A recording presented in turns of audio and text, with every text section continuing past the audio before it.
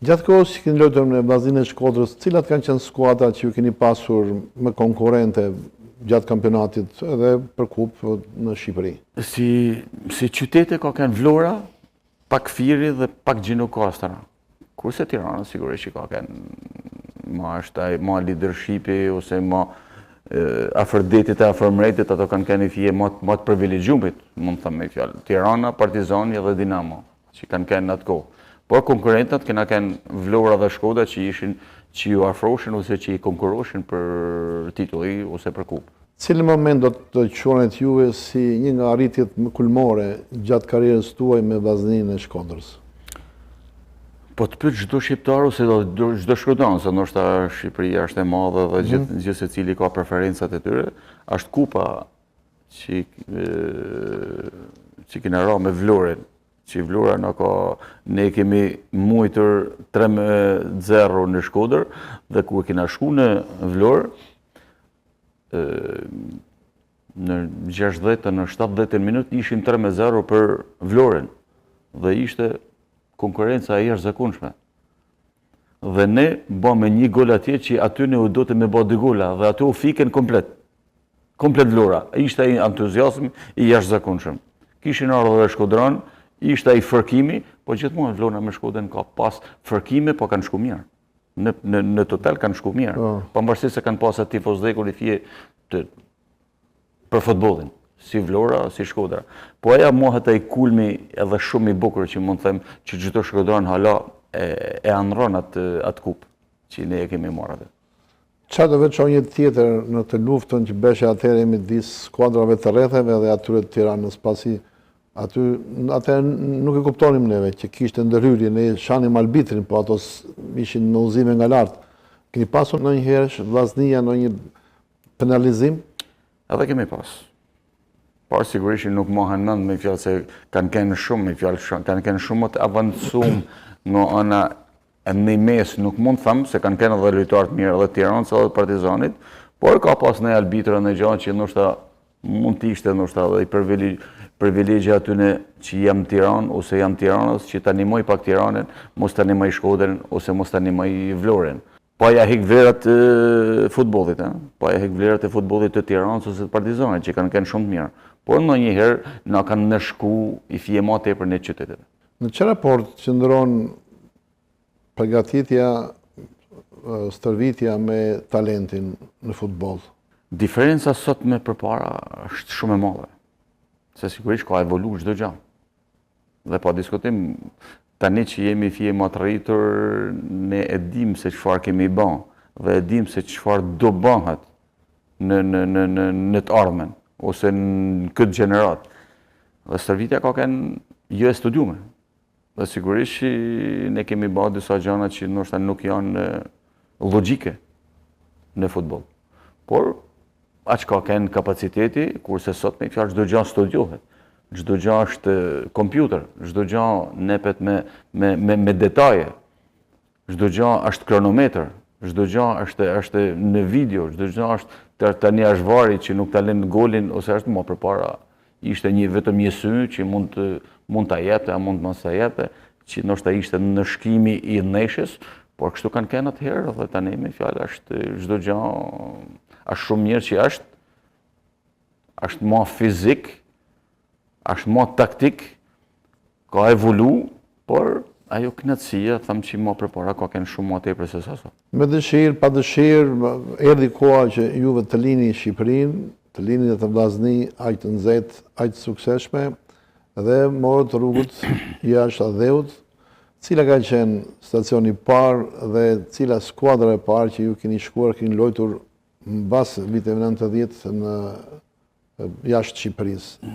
Kujtimet tuaja? Po, historia jame ka qenë që në ndeshjen e fundit që kena pasur në Paris, kombëtarja me Francën, mu më erdhi një gazetar, se aty ishi pothuajse mos them ndoshta një 50 ose 60% doshin me ikë. Doshin me najt. Cilit vit i përket kjo? Kjo është në 90-ën. 90-ën, ha? Dhe unë ka fundin në atë moment më erdhi një gazetar nga Korsika që na kontaktoi dhe më tha unë kam dëshirë dhe shaf diçka te ti për me ardhur te ekipi jonë. Dhe na, si puna aty në që shoqër që i merdhi dhe të ikshim, sepse Shqipënia s'mund tham u degeneru, por ishte jashtë orbitet me fjalë. Çdo njeriu do të me ikë, çdo futbollist do të me ikë, siç na jetën në atë nation, na jetën pothuajse një 10 vjet ose 12 vjet, shumë pak u kthyen mbrapa. Por unë u ktheva me atë dëshirën që më ardhi ajo ofertë dhe u ktheva mbrapa në Shqipëri dhe mas 2 muajve unë shkova në Korsik, vuna kontratën me ekipin e Ajaxos dhe lujta futboll profesionist me rregulla. Për sa vite isha aty? Aty isha 2 vite. A mund na sjellësh të gjitha skuadrat që ju keni luajtur në karrierën tuaj jashtë Shqipërisë, dhe pastaj mandej do flasim edhe për kombëtaren shqiptare. Mas asaj, unë kam pas një trajner të Ajaxos aty, që ai shkoi në Arabi Saudite, te ky Al Nassr, që sot. Al Nassr, po. Është Ronaldo jam me fjalë se filluam tani më i përmend se më përpara nuk ka shpërmend hiç as Nasseri, as Hilali, as Ittihadi, po të shfilluan në muhabet ato janë tu investu. Dhe kena i farë kënaqësie që ndoshta po investohet edhe po përmendet edhe ekipi që kena luajtur na përpara. Dhe trajneri i Ajaxos iku në Arabi Saudite te Al Nasseri. Dhe ai më tërheku mua se më i ditë pak a shumë aftësit se ashtu. Dhe kjo ka qenë ajo historia që unë najta aty 2 vjet, dhe 2 vjet dole kampion. Po, si i ndjerë ti në këto ambiente aty me gjuhun, me ato problemet e përgatitjes, a dushin më shumë të bënja, a ishe me nivel më të larta, si çfarë ndryshime kishe, apo s'kish ndryshime fare me këto skuadra ku vajte? Ja, kishte ndryshim, pa tjetër, pa kishte ndryshim edhe jeta atje. Ishte nxehtë shumë. Ishte temperatura 40-50, dhe na lushim vetëm darkë ose delshim stërvite vetëm darkë. Nuk bashim paradite. Ishte shumë nxehtë. Kështu që ajo historia e Arabisë Saudite ishte një më ka me në kujtime se më ka me shumë më tepër se sa tjera se edhe dola 2 herë kampion. Edhe sot ka shku Ronaldo që është një që është. Dhe na gëzën me fjalë që unë përsëri kam luajtur në atë ekip dhe është këtu i farë kënaqësie. I ke bërë një vizitë këtij ekipit tani më mbrapa më vonë? Po, më kam thirrë para një vjetet me fjalë, më kanë bërë një ftesë për me po një Champions League që lozin të Azis atje, dhe ishte i kënaqësia jashtëzakonshme dhe ndryshimi i jetës ishte tjetër gjë krejt, si ka qenë e si është. Kënaqësitë, cilat ishin dhe vështirësitë të atyre periudhave? Vështirësitë e jetës, me fjalë, nuk ishte krejt e lehtë me jetu, se ishin shumë strikt në atë kohë. Ishin dhe gruaja kur më erdhi dhe nana kur më erdhi e kishin të detyrueshme për me avu atë perqen. Kurse tesh janë shumë më të lirë. Tesh është një liri e jashtëzakonshme që unë u kënaqa krejt, por nuk njihshe asnjë gjë me atë kohën që ka qenë atje. Edhe nga qyteti, por shumë miq kam hala me fjalë dhe maj kontakte hala dhe mbas 4 vite tjera ku shkove? Fill mëse Naserit, mëse kam shku me San Paulin në Bundesliga Gjermane. Kam luajt 1 vjet atje dhe përsëri u ktheva në Arabi Saudite që më kërkunen, po ja te Naseri, te një ekip tjetër, Ittihadi, por nuk ra me dakord me anë të finance njëra tjetrën, por unë ndajta pak a shumë me detyrim atje, sepse e kishte gruan shtatzan.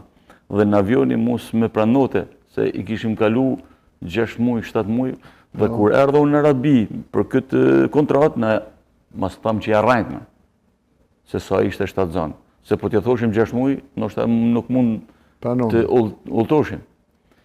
Por ata i thame me fjalë me 4 muaj njëra tjetrën, atë pak a shumë shkume në Arabi Saudite, najt me aty, po unë s'mujsha më kthy madhe, najta një ekip të vogël që sa për me kalu atë ose sa për me lind fëmin se s'mujsha më ardh më, dhe vuna një kontratë për me najt edhe i vjet atje, dhe pastaj u ktheva në Francë, aty më sonë e laç futbollin, fillova pak a shumë edhe me ekipe në Francë, me ekipe amatore, me lujt edhe vetë me lujt me ekipet amatore, kam lujt trajner, lojtar, me fjalë, kam pas atë kënaqësinë teme, po edhe ishin nga fundi. Kjo ishte ajo karriera, me fjalë, pak e përgjithshme. Po me ekipin kombëtar, sa ndeshje keni luajtur? Ekipi kombëtar. Më fol pak për atë periudhë të kombëtarëve shqiptare. Vadisja puna, ekipi kombëtar tash bën gati një lojtar bën me lut 10 vjet, se unë kam luajtur 11 vjet me ekipin kombëtar. Sot bën me lut me fjalë minimumi mund të kesh një 30 neshje miqësore. Kurse unë s'kam bërë asnjë neshje miqësore. 11 vjet nuk kam pas asnjë neshje miqësore me ekipin kombëtar. Kështu që kjo është ajo varfënia, ose mentaliteti, ose gjepi, ose shumë gjana me fjalë që atëherë nuk mundshim me bas neshje miqësore për mu pregadit për të luajtur me Gjermanin, ose Belgjikën, ose këta ekipet e mëdha. Por atë çka kanë mundësia, me ato mundësi që kena kanë, them që kena lanë një shenjë atë periudhë me fjalë disa rezultate shumë të bukura ose shumë të mira që edhe sot mohen. Sepse kena ra Belgjikën në 84-shin 2-0, që Belgjika doli në 4-shin më të mirë. Që ne ishim gjithë në Shqipni, kurse sot kombëtarja dihet që nuk ka lojtar që i let në kampionatin shqiptar. A ju kujtohet ai goli që juve keni shënuar me goditë dënimi Gjermanisë? Patjetër. Si ndodhi ajo? Si ndodhi? Ashtë edhe rasia, ose si me ta thonë ty, unë e sul demollari me fjalë kena shku gjithmonë, edhe me Sokol Kushtin, edhe me Shehun, edhe me Gegën, kena shku shumë mirë me fjalë, nuk kena pas fërkime se kush po gjun, ose me fjalë kena marrë një iniciativë, kena ra dakord, dhe ajo që u bëm me fjalë ishte spontane, nuk ishte e pregaditun, po ishte spontane. Dhe them që kur realizohet çdo gjë është ajo kënaqësia mbrëm, ose kur të pyesin, a keni pregadit? Nuk është pregaditje, por ishte i diçka që me fjalë që unë e mora përsipër, Sula ishte dakord, bëme atë veprimin që u bë, kur realizohet është ai perfeksioni. Me qenë se jemi këtu te goditja dhe standarde, sa të flasë për futbollin ka shumë element. Edhe kryesisht këto shumica dihen ato veprimtari taktike, qoftë ato lëvizjet e lojtarëve për të tribluar njëri tjetrin. Por këto goditje standarde këto janë pak të çuditshme. Si do t'i përshkruaj ati goditje standarde, se kemi shumë gola me goditje standarde, po në përgjithësi tani janë bërë lojtarë të njëjtë që bëjnë të njëjtin veprim. Kanë perfeksion. Ka sëritje me vete për atë punë? Sot është tjetër gjë me fjalë. Na zdia kena bërë 2-3 herë, ose Zmiani, ose Sul Demollari, ose Sokol Kushta, gjujnë mirë, e kanë marrë përsipër dhe e kanë gjujt. E dina që kanë ta kam dhënë një lloj mënyre të trajnerët me fjalë që bëmë pas në faul, këtë ka me gjujt Zmiani, këtë tjetrin ka me gjujt Demollari, këtë tjetrin është më perfeksion ka me gjujt Milo ose njëra tjetër. Na kam dhënë një farë ide, pavarësisht se në stërvitje kena bërë një herë, 2 herë, jo më tepër, kurse sot bëhen ndoshta 30 herë, 50 herë një gjujtje për me shku te ai perfeksioni, pavarësisht se sot ka shumë më perfeksion edhe në goditje, edhe në shumë gjëra që sot i shohim që topat kam aty në është diçka tjetër.